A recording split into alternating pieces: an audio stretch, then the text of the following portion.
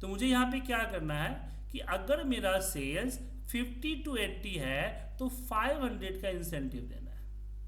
अब प्रॉब्लम ये है कि इफ कंडीशन एक बार में एक ही लॉजिकल टेस्ट लेगा। एक कंडीशन मतलब एक इफ, मल्टीपल कंडीशन तो आपको मल्टीपल इफ लगाना पड़ेगा। लेकिन एक फॉर्मूला और है, जैसे कि मैंने आपको जो लॉजिकल ऑपरेटर बताया था, तो एक सेल में एक ही लॉजिकल ऑपरेटर लगा सकते हैं। लेकिन मुझे अगर 2-3 लॉजिकल ऑपरेटर लगाने हैं तो ऐसे केस में हम दो फॉर्मूला आता है, एक एंड, दूसरा आता है और। यहाँ पे दोनों क्या है, रिक्वायर्ड है कि 50 से ज्यादा और 80 से कम होना चाहिए।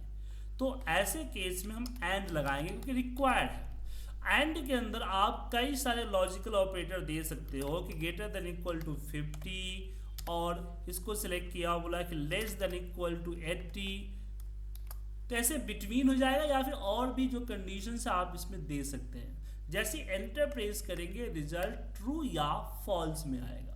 लेकिन मुझे तो 500 चाहिए, तो मैंने लॉजिकल ऑपरेशंस में समझाया था कि इफ का यूज इस ट्रू एंड फॉल्स को कन्वर्ट करने के लिए इस्तेमाल किया जाता है अपने रिजल्ट में। तो यहां भी हम इसको हम इफ कंडीशन के अंदर डाल देंगे कि इफ एंड, अगर एंड का फॉर्मूला अगर ट्रू दिया तो यहाँ पे 500 होगा, अगर फॉल्स दिया तो 0 होगा, सिंपल। और नीचे ड्रैग कर दिया हमने इसको, तो रिजल्ट अपने हिसाब से आ गया।